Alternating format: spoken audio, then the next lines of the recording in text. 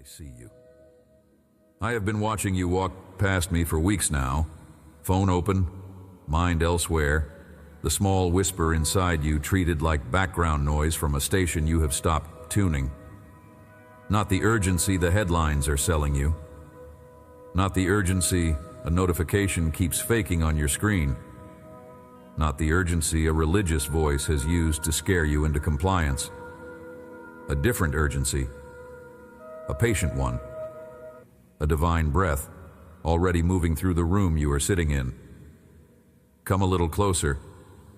Right now, in the minutes you have given me here, allow me to reveal why the quiet pressure you have been feeling is not pressure at all. It is an invitation to step into a draft that has been blowing through your life longer than you guessed. Stay near. The wind is already moving. The window is already open. You have been carrying a strange tension lately, a sense that something in you is being addressed, asked, summoned even. And at the same moment, a fear that the asking is the kind of asking that arrives with a deadline you cannot meet. So you have done what frightened people do with quiet asks, dismissed them. A song reached you in the car and you turned the volume down. A sentence from a stranger landed in the soft place and you walked off shaking it. A wakeful hour at 3 a.m. brought a small breath of conviction, and you reached for the phone before the breath could finish what it was trying to say. None of these refusals make you a bad daughter or son of mine. They make you a tender one who learned early that urgency always meant trouble. Allow me to begin loosening that knot for you while we sit together. I have been near. The neighbor of yours who has been listening for a sign she will never quite name has not been forgotten. There is a man 2 streets over who keeps almost opening the conversation with me and changing his mind at the last minute because he's afraid of what my answer might cost him. A young one whose silence has been deeper than her words for a year now is also held. An older one who has begun to suspect that the door of his second chance closed while he was still arguing about whether to walk through it. I am near him as well. None of these are abstractions. Each one is a real chest in a real room, and every chest is one I have set my ear against in this very hour. Your morning conversation with me has grown thinner because the urgency you were taught about me sounded like a court date. My urgency is not a court date. My urgency is a porch light that has been on for years. I am not the kind of father who hisses at a tired child to move faster. What I am sending across your life is the breath of a parent who knows the right hour, not the impatient hour. Those two are entirely different, and I will keep you from confusing them. One kind of urgency belongs to the world, fear-shaped, deadline-shaped, designed to push you into action before your soul has caught up with your body. Mine is different. A steady draft from an open window. An invitation that does not threaten. A calling that strengthens you in the receiving rather than collapsing you in the demand. Pressure you have been calling mine has been mostly the world's. Set that pressure down for a while and listen instead to what my breath actually sounds like when it reaches a person. An old friend of yours grew quiet about your inner life because the topic became uncomfortable. Your sister has not mentioned faith in months. A small group you used to belong to forgot to text. You started reading less, praying briefer, listening shorter. None of those are catastrophes in my eyes. They are only the natural drift of a soul that has not been hearing a kind word from heaven for a stretch. And I am the kind of God who comes back into the room with a kind word rather than a complaint. So hear the kind word now. Drift is not the verdict. Drift is the very room I am about to fill again with a draft. Hold the breath you are taking for one slow count, then release it without pushing. Just one. Notice the small pause at the top of the breath, that motionless second when the lungs are full and nothing is happening yet. That is the shape of my waiting. Full of something for you. Not measuring how long it takes you to receive it. Now let the air out. Notice how the body softens a little on its own, without you instructing it to. That softening is the body recognizing a presence the mind has been arguing with. The presence is mine. The presence has not arrived. It was already in the room when you sat down. This fear of my urgency was not built in you alone. It was passed down. You absorbed it the morning a teacher told you that God was always about to come back and grade your week with a red pen. And so the very word urgent began to taste like punishment in your mouth. You absorbed it the season a religious gathering taught you that my voice arrived only when something was about to go wrong, never simply when something was about to be made beautiful. You absorbed it the night a worried elder told you, with the best intentions, that I had a temper and a timer. And your young heart understood, without being told, that any quick word from me must therefore be a warning. You absorbed it the year an unhealthy church confused my calling with their guilt trip. And you learned to brace whenever a hand reached out from the pulpit toward your soul. All of those moments wired your nervous system to translate divine nearness as divine threat. That translation is not the truth about me. It is only the residue of voices that borrowed my name without my permission. Allow me to stand between you and a noise that has been speaking for me without my consent. That noise told you a true word from heaven arrives like a slamming door. That noise warned you a real conviction always feels like dread in the chest. That noise insisted that the proof of my calling is the panic it produces. None of that came from me. Proof of my calling has never been panic. Proof of my calling is the loosening that follows the recognition. Panic tightens. My breath loosens. If something inside you is tightening when you think about me, that is not me you are hearing. That is the inherited voice of the worried teacher, the fearful elder, the unhealthy congregation. Send that voice away. You do not have to argue with it. Refuse it, the chair it has been sitting in beside your soul, and the chair will eventually feel empty in a good way. At some point in your formation, you were taught that urgency from my side of heaven sounds like an ultimatum. Open this letter or lose your job. Pray this sentence or miss the train. Decide in this hour or live with the regret forever. That was not me. That has never been me. The kind of urgency I speak is the urgency of a parent leaning over a child who has slept through their birthday morning, not to scold, but because the cake is fresh and the people who love them are already at the table. Patient asking, happy asking. An asking that does not become smaller if you take a few more minutes to wake up.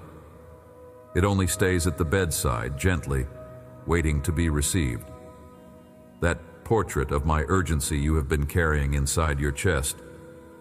A finger-wagging, deadline-issuing, sigh-producing version of me came from brushes I never held. A few painters meant well and were honestly passing on a picture they had been given. Others needed your fear to keep their religious system funded. Both kinds of source produced the same falsified portrait, and that portrait has been costing you years of nearness with the actual me. Set it down for a while. Lean it against the wall. I will describe now what my urgency actually feels like, so the next time the small whisper visits you in a quiet hour, you will know what you are listening to. My urgency is breath, not blade. My urgency feels like a draft through a window you forgot was open, carrying a faint scent of something familiar, something from a long-ago kitchen you used to love. It does not demand.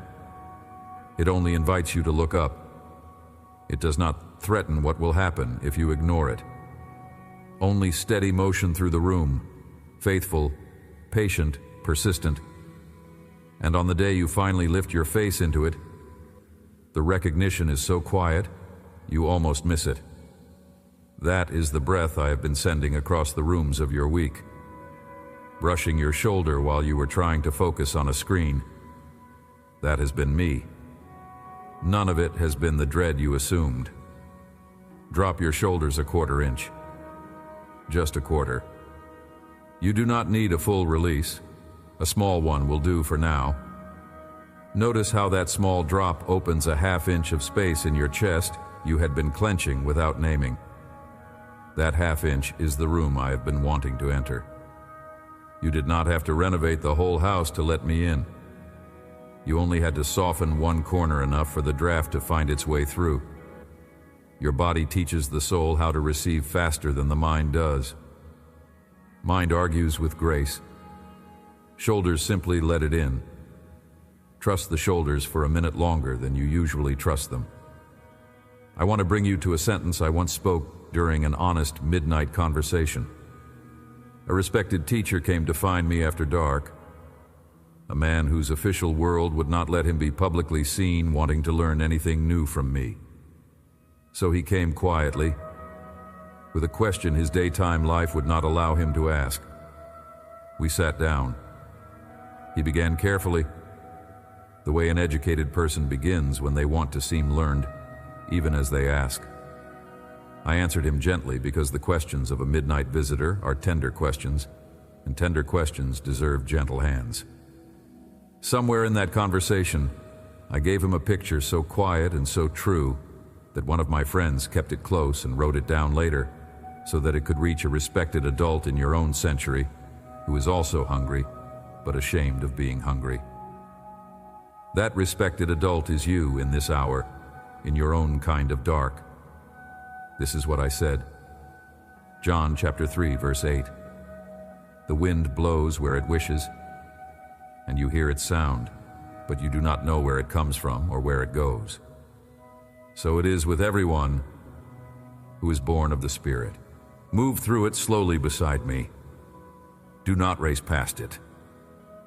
More breath lives inside this sentence than the speed of an ordinary reed will let you draw. Notice the first phrase. Wishes.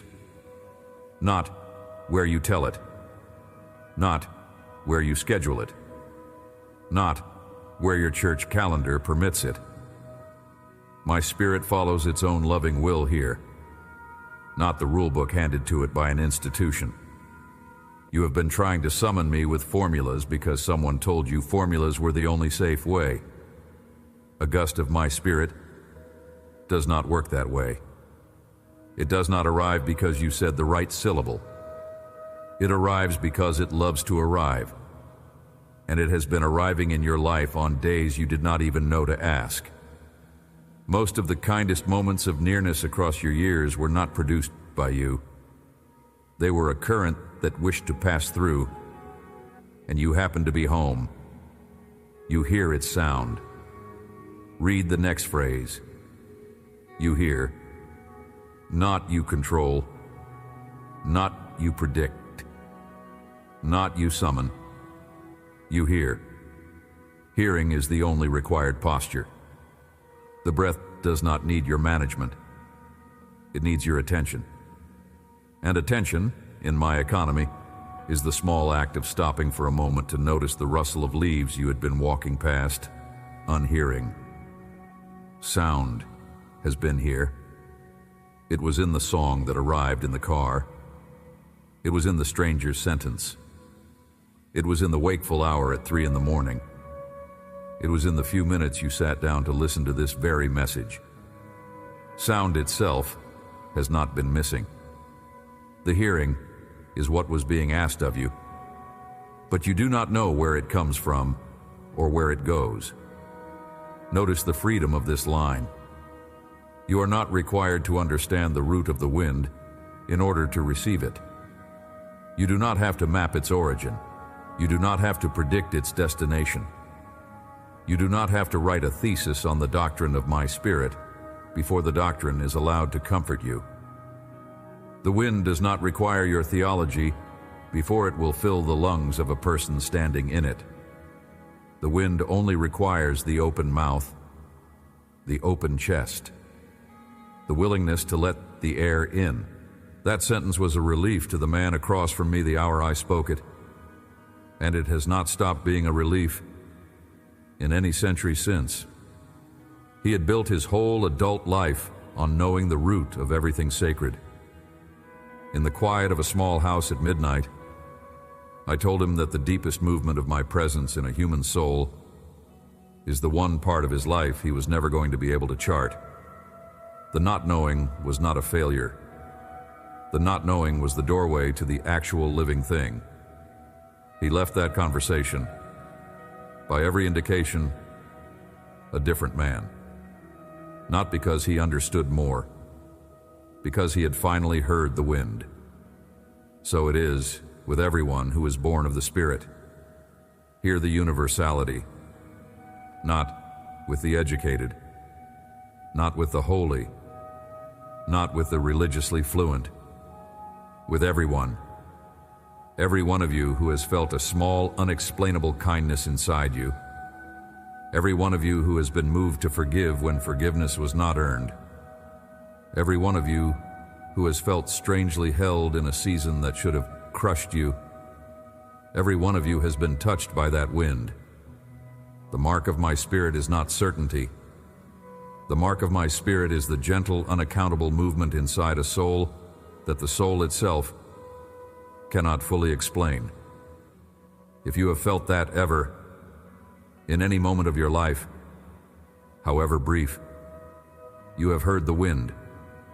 You are not as far from me as you have been told.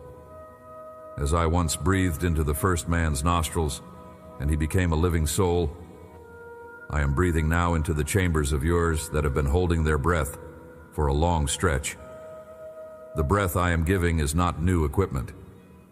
It is the same breath that has been the source of every alive thing in you since the first morning of your existence. You have not been earning the breath. You have been receiving it without noticing. The invitation now is only to notice. Notice the breath. Notice the draft. Notice that the chest under your hand has been rising and falling without your management, the same way a window has been letting air through without your supervision. Both are gifts. Both are mine. Both have been arriving in your life every second since you were placed inside it. Step back for a moment to the promise I gave at the opening of these words. I told you that the urgency you have been feeling is not pressure, but invitation. Here, now, is the answer to why. Because my breath does not push. My breath invites. It moves through the open window when there is one, and waits patiently at the closed window when there is not. It does not break the glass. It does not announce itself with thunder. It does not threaten what will happen if you keep the window shut. It only keeps blowing, kindly, persistently, faithfully, until the day you finally crack the latch and let it in. The asking is the wind itself. The wind is the asking. There is no other deadline. There is no other ultimatum. There is only the breath and the open chest and the recognition. So here is something small you can carry into the rhythm of your week. The next time you feel that quiet pressure rising inside you, and you will, because pressure is one of the few languages a busy adult still listens to. Pause and pose one honest question to yourself. Is this fear pushing me, or is the wind passing through? That is the entire test. It is not theological. It is bodily. Fear tightens the chest. Fear hardens the jaw. Fear narrows the breath into short, shallow bursts that prepare the body for a fight that may not even be real. Wind does the opposite. It loosens. It softens. A current lengthens the breath without you choosing it. If the inside of you is tightening, the voice is not mine. Send it away gently. If the inside of you is loosening, the voice is mine. Lean into the loosening. That is the wind, asking to be let in a little further. A second beat to the practice when you have room for it. Once you have identified the loosening, do not immediately try to act on it. The temptation will be to do something, to fix, to call, to commit, to perform some visible response that proves you took the wind seriously. Resist for a few breaths. The wind does not always ask for an immediate action. Sometimes the wind only asks to be received. Receiving is its own response. Receiving is the response the wind was looking for in the first place. Stand in the loosening. Let it widen the room inside you. The action, if there is one to take, will become clear in its own hour. Right now, the asked for thing is the standing in the breeze, a third movement, even softer. Once the wind has passed through and the moment is quiet again, do not dismiss what just happened. Most of you will scroll on. Most of you will fill the silence with another podcast or another notification before the wind has even finished settling into the room. Practice instead a small act of holding. Stay in the chair for 1 additional minute. Place your hand somewhere on your body that confirms you are still here. The chest, the throat, the palm of the other hand. And breathe out a quiet thank you that nobody else has to hear. The wind feeds on those quiet thank yous. Not because I need your gratitude to function, because gratitude is the way you learn to keep recognizing the wind on the days it comes again. Try 1, will probably feel like nothing. Try 10 may still feel mostly like an exercise. A nervous system that has been bracing against divine urgency for years does not unbrace in an afternoon. But around try 30, you will register a shift. The small pressure inside you will have begun to feel less like an emergency and more like a guest. Around the 50th attempt, register the further shift. You will catch yourself looking forward to the quiet pressure when it arrives, because it has begun to feel like a familiar friend rather than a stranger at the door. Around the 100th attempt, glance at the inside of you and notice that the wind has been moving through your week with a constancy you never had to fight for. It has simply become a part of your atmosphere. The window has been open longer than you realized. The breath has been doing what breath does. If anything in these words is reaching the soft place inside you that has been waiting to be addressed, leave the word breathe in the comments below, not as a tagline, but as a small flag set into the ground of an open window. Above this video, you will find 7 brief letters already prepared inside the pinned space, 1 to greet each of your coming mornings, sent into your inbox the instant a soft yes turns the latch. Receive them. For whoever among you has been frightened of the very word urgency, because every previous urgency in your life arrived as a crisis, hear me. My urgency is not a crisis. My urgency is the urgency of an open hand, not the urgency of a clenched one. A clenched fist demands, an open hand invites. The breath reaching you right now is coming from an open hand. There is nothing in it that is going to harm you. There is nothing in it that is going to embarrass you. There is nothing in it that is going to humiliate the careful adult you have worked so hard to become. The wind is gentle in exactly the place where the previous urgencies of your life were cruel. Trust the gentleness. Gentleness is the proof that this one is different. To the one whose midnight question has been waiting on your lips for years, the one of you who is more like that respected midnight visitor than you care to admit, the one who has been longing for an honest conversation with me, but who has been afraid of what it would cost your standing, hear this. The door of the small house is still open at this very hour. I am still inside. The lamp is still lit. You do not have to time your arrival with daylight to make the visit respectable. Come at the hour you can come. Bring the half-formed sentence. Bring the embarrassment of your hunger. Bring the question you have been rehearsing on the inside of your skull for years. I am the kind of teacher whose patience does not have a closing time. The conversation that changed him at midnight is the same conversation I'm willing to have with you, and the gentleness in my voice toward that quiet visitor is the same gentleness I will use with you. If you have been told by a religious system that my urgency comes with a financial deadline, give now, sow now, plant the seed now. Hear me clearly. That was not me. My urgency has never been a fundraising appeal. My urgency does not threaten your wallet. My urgency does not promise you a divine return on a manipulated act of giving. My urgency is the wind, and the wind does not ask for your bank account. The wind asks only that you be willing to feel it on your face. Free yourself from that confusion. The breath I am offering does not have a price tag attached. Anyone who taught you it did was attaching their own bill to a gift I gave for free. To the one whose body has been ill for so long that you have started to read the slowness of your healing as a no from me, hear this also.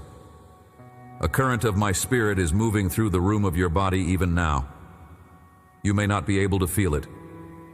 The illness may have dulled the receptors that used to recognize a divine draft. That does not mean it stopped. It is patient. It is faithful. It is doing in the underground of your body what the surface scans cannot yet show. Receive the gift, even when the body does not register it. Sometimes I am renewing the soul first, because the soul is the deeper room, and the body will follow when the room beneath it has been re-aired. For whichever of you has a household currently silent toward me, anyone praying for a partner, a child, a parent who has stopped responding to the things of God, hear this too. My breath goes where it wishes. That is the line. You do not get to direct it. You do not get to time it. You do not get to predict which window of which heart in your household it will pass through next. But the wind is in motion in your house. It has not gone still in those rooms. The very prayers you have been offering have been the breath making itself known in the corners. Keep praying. Stay in the chair. The Spirit does not run out, and the windows of the ones you love are not as sealed as they look from the outside. And to the one in this very hour who is experiencing what feels like a strange peace settling onto your shoulders as these words land, hear me. That is the wind. That is what I was sending the whole time. The pressure you were carrying as you opened this video has begun to soften because the breath has found a window in you, and the breath is doing what breath does. Do not analyze it. Do not try to capture it. Do not run for a journal to record it before it leaves. Simply remain inside it. The remaining is the receiving. The receiving is what the urgency was asking for all along. Receive one true sentence again, the way a friend says it at the doorway before stepping back into the evening air. The wind is already moving. The window is already open. Keep those two lines tucked along the lining of your ordinary days. Speak them under your breath when the day grows heavy. Whisper them at the red light. Press them against the inside of your ribs when the inherited urgency of fear tries to reclaim its old chair. Both stay true whether or not your senses can confirm them right now. A current of my spirit does not need your verification. An open window does not need your supervision. Both have been mine to keep. Draw one slow inhale, hold it briefly, then release it without pushing. Just one. Then again, even slower. Let the exhale be longer than the inhale by a small margin. A slow out breath reminds your body that the air is not running out. It tells your chest that what gives life has always arrived without your management. Such a small exhale is the smallest possible yes a body can speak, and it carries the same weight at my throne as the longest articulate prayer ever has. 2 of those breaths will carry you gently back into the room you walked away from when you sat down to listen. You will be different on the way back. The room will be the same. The spirit moving through the room will be the same. Only the chest of the one walking back into it will have softened. Amen. If these words landed somewhere real in you, 7 brief letters wait inside the pinned space below. 1 for each morning of your coming week, dropping into your inbox the second a soft yes turns the latch. Receive them. Pass this along to someone walking through the same kind of quiet pressure. Hit subscribe so the message coming after this reaches your feed before the old urgency does. You were never meant to feel